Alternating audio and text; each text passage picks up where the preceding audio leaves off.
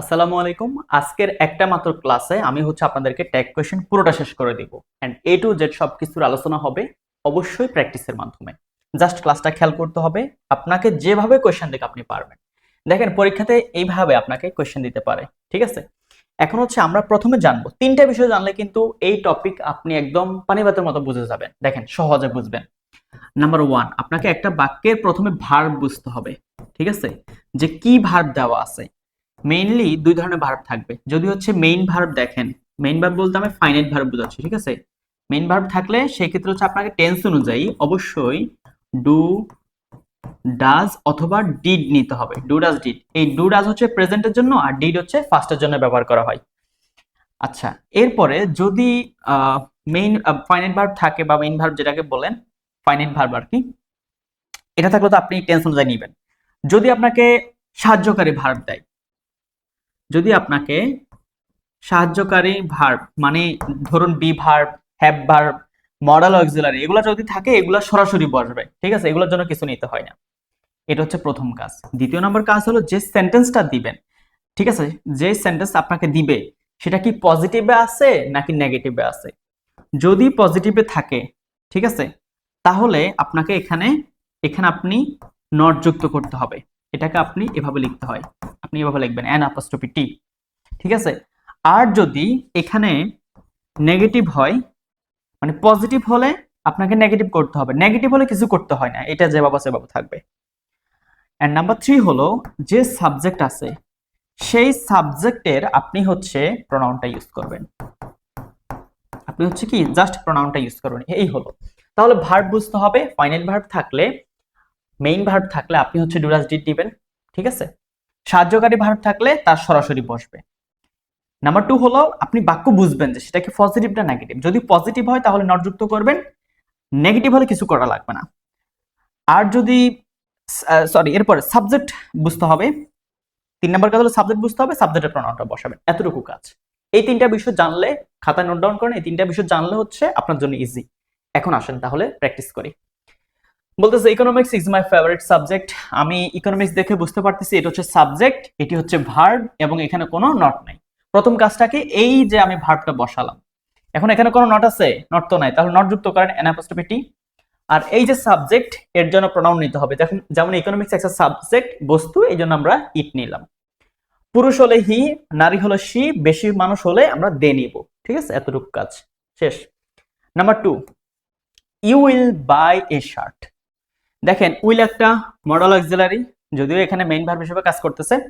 এখন এই উইলের নট যুক্ত করতে হবে। তাহলে উইল যখন নট হিসেবে বসে তখন ওন্ট হিসেবে, উইল নট না ওন্ট লিখতে হয়, এতটুকু জেনে রাখেন। এরপরে এই যে সাবজেক্ট, ঠিক আছে, এটা তো এমনিতে প্রোনাউনে আছে, তাহলে এটা সোজাসুজি বসিয়ে দেন, শেষ আপনার আনসার। এবং লাস্টে কিন্তু অবশ্যই কোশ্চেন মার্ক দিতে হবে, এটা কিন্তু একটা কোশ্চেন, ঠিক আছে? পরে দেখেন number 3, nobody believes a liar.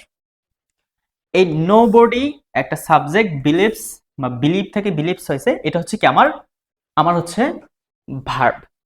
এখন দেখেন বিলিভ একটা ভার্ব এবং তার সাথে অ্যাস যুক্ত হয়েছে, সিঙ্গুলার যেহেতু। এখন দেখেন এই অ্যাস যখন থাকবে তখন আপনি বুঝবেন যে এখানে ডাজ হবে। এখানে কি হবে? ডাজ হবে, এতটুকু তো বুঝছেন। এখন প্রশ্ন হলো কেন ডু বসছে। এই যে দেখেন নো বডি, মনে রাখবেন বডি যুক্ত কোনো কিছু বসলে তার প্রোনাউন হিসেবে বসবে দে। সেটা নো বডি, সাম বডি, এনি বডি, ঠিক আছে? যে কোনো বডি যুক্ত কোনো কিছু থাকলে সেটা কি আমরা দে নিব। এখন দে সাথে তো ভাই ডাজ হবে না। তো প্রেজেন্টের ক্ষেত্রে অ্যাশ থাকা মানে যে ডাজ হবে বিষয়টা এমন না। যদি আপনার প্রোনাউন দে হয় তখন আপনি ডু নেবেন, ঠিক আছে? এখন এখানে যদি মনে করেন আপনার প্রোনাউনটা ইট হতো, সেই ক্ষেত্রে আমি কি নিতাম? ডাজ নিতাম, কারণ আমার ভার্বের সাথে অ্যাশ আছে। ওকে, পরের question, let's have a walk. এখানে মনে রাখবেন লেটস অথবা লেটাস। কি মনে রাখবেন কি বলেন তো? যখন লেট আসও থাকতে পারে, লেটস অথবা লেটাস থাকলে মুখস্থ শ্যালো লিখে দিবেন। মানে ইম্পারেটিভ সেন্টেন্স যদি লেটস অথবা লেটাস দ্বারা শুরু হয় সেক্ষেত্রে আপনি শ্যালো লিখবেন, মুখস্থ এটা। এবং এই টাইপের পরীক্ষাতে আসে। পরের question, neither of the boys attended the party. আচ্ছা দেখেন নেইদার অফ দ্য বয়েজ, ঠিক আছে, অ্যাটেন্ডেড এটা ভার্ব। ভার্বের সাথে ডি থাকলে আপনি ডিড নেবেন। এটা কিন্তু আমাদের কি আমাদের ফাইনাইট ভার্ব, ঠিক আছে? এই মেইন ভার্বকে আমি বসাবো কি সরাসরি বসাবো না, কারণ আমরা বলছি যখন আমি অক্সিলারি ভার্ব দেখবো না তখন এই ধরনের ভার্বের জন্য হচ্ছে আমরা টেন্স অনুযায়ী ডু ডাজ ডিড নিয়ে থাকি, এবং ভার্বের সাথে যখন ডি থাকে এই পুরো সেন্টেন্সটা হচ্ছে কি এটা হচ্ছে ফার্স্ট টেন্স। ফার্স্ট টেন্স হলে ডিড নিতে হয়, ওই যে একটু আগে লিখলাম না যে ফার্স্ট টেন্স হলে ডিড লিখতে হয়, এই যে ডিড। ঠিক আছে, তাহলে আমরা প্রথমে ডিড নিব, নেওয়ার কাজ তো শেষ। এখন দেখেন নেইদার অফ দ্য বয়েজ, এই বয়েজ বহু বচন না, তো বহু বচন হলে আমরা দে নিব, কি নিব, দে নিব।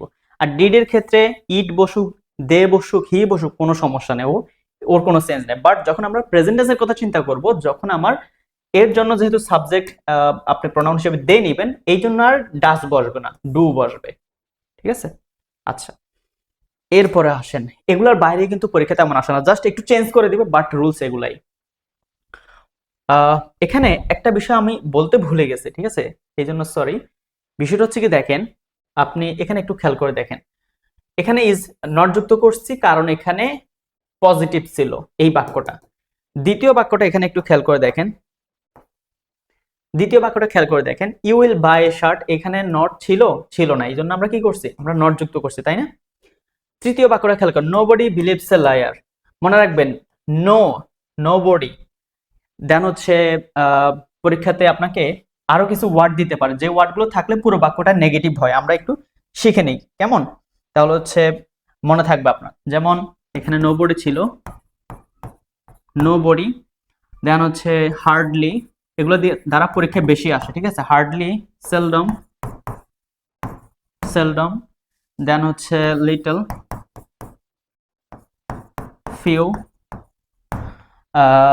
এগুলাই বেশি আসে। দেন হচ্ছে নো, নো ওয়ান, এগুলা দ্বারা যখন থাকবে, ঠিক আছে, এগুলা দ্বারা যখন থাকবে মনে রাখবেন তখন হচ্ছে আমাকে আর নট যুক্ত করতে হবে না, নট কি, তখন নট বসানো লাগবে না। আচ্ছা এখন দেখেন নোবডি আছে, ঠিক আছে, ভালো কথা, তার প্রনাউন হিসেবে আমি দে নিব।